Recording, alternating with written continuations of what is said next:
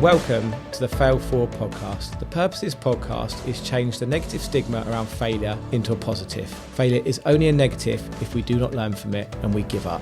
Welcome back to the Fail Forward podcast. So today I'm going to be talking about networking and the importance of networking in business. So why am I talking about networking? Well, there's lots of sayings around that you are the sum of the 5 people you spend most time with. Your network is your net worth. And these sayings aren't there just for any reason. It's because they're true. When you spend time with other business owners, you learn from people, you celebrate each other's wins, you help each other when things aren't going so right. And sometimes it's really difficult to go home and speak to family and friends who are not necessarily involved in business or your business, who are sometimes emotionally attached to your business as well, and have conversations that are going to help and support you in your business. So that's why it's really important to network. It's important to network for many reasons. And the reason why I'm talking about networking today is because it is related to my business failure and the recovery actually from after the business went under.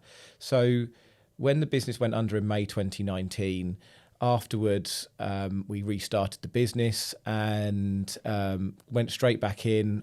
But for a good few months, I was like a wounded bear. I had anxiety, depression, I was over drinking, I was overeating, and I just really wasn't performing at all as a human being in any capacity, as a father, as a husband, as a friend. I was just in a state of depression, really, and it took me a good few months to get out of it.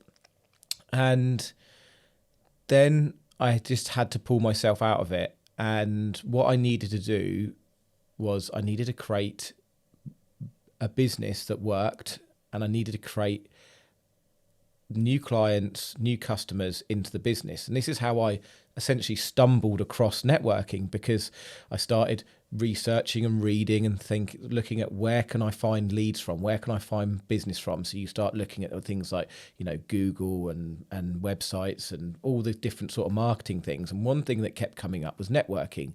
If you go to networking places like BNI and other those big networking groups, you will get leads for your business. You'll meet people who will pass you business. So I was like, okay, let's try networking. So I went and started networking. I say I went and started. I actually booked on to go to a networking group. But if you could imagine, after the business went under, I really was struggling mentally. And I'm quite a positive, confident person, I'd like to think. But at that point, I was wounded. I wasn't very confident, and I was struggling. And I booked a ticket to go to a networking group. It was at the Aegeus Bowl. I pulled up. It was I think it's the Hilton Hotel there. I pulled up in my car, feeling very nervous. Went up in the lift. Thought, I need to go to the toilet quickly before I go in there. Went into the toilet, but as I went into the toilet, I could hear this room full of people, and I was scared shitless. And I was nervous. And I went to the toilet. I came back out. And instead of going in the room, I went straight back in the lift, got in my car and drove off. I couldn't do it. I was in that bad a place. I felt anxious. I didn't want to go into a room of people. I didn't know what to say. I didn't know what to do with myself. And I left. And I just didn't know how to cope with it. So I then tried another networking event. Because I wasn't going to give up. At this point, my determination was huge. I was in a bad place, but my determination to create success had grown even more from the business going under. So I then went to a BNI group, BNI New Forest, and I walked in, and instantly I was welcomed by 2 lovely people who come and chat to me, had a cup of tea, and it just went from there. And I just realised that I didn't need to be scared of networking. I didn't need to be scared of this room full of people who were going to talk to me, because actually everybody was in the same boat as me, in the sense that everyone was there to try and meet and connect with people, build relationships.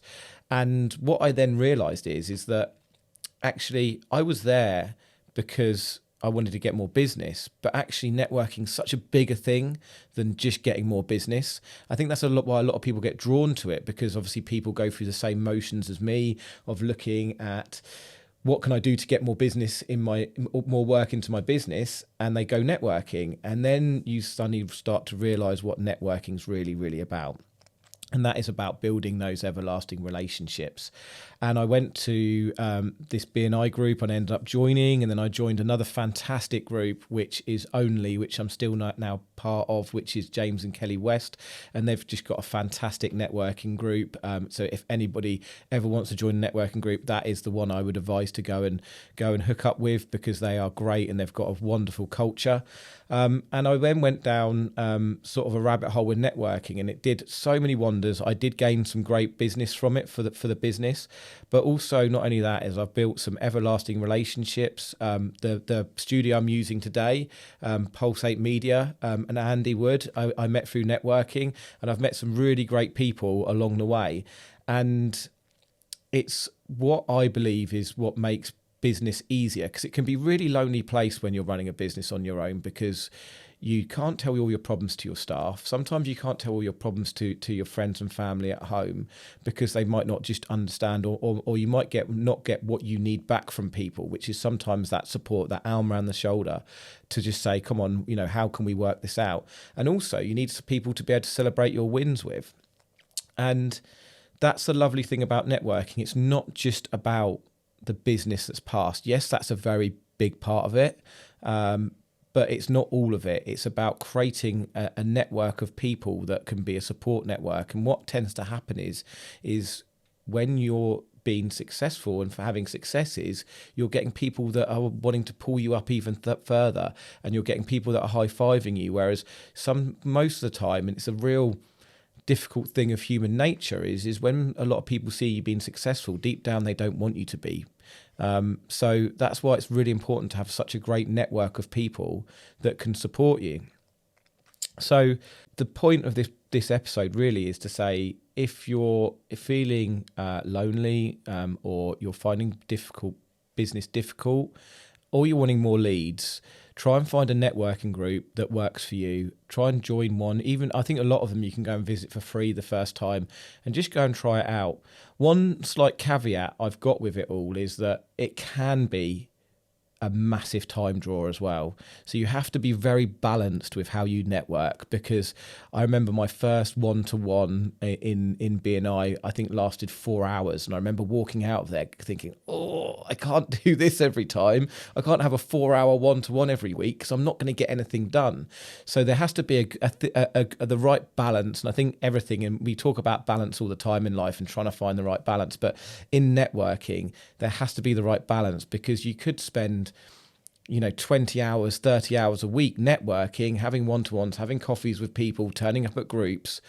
But then when are you going to get everything else done? Because we only have a very limited amount of time. So when you're networking, one thing I'd say with it is to be very wary of the amount of time that you give. You have to give time, because it works. It's reciprocal. You have to give time to be able to receive back, but you have to have a balance of not giving all of your time, because you still need to be able to get your day-to-day tasks done, get the really important income generating tasks done in your business. Otherwise you'll find that you're just networking a lot. But it's really important to be thinking about that network. I know Kevin Paneskis, one of my mentors in the property world, he calls people in his training weirdos, that we're all weirdos, because we're not sat there in the evening watching Netflix. We're sat there in the evening working.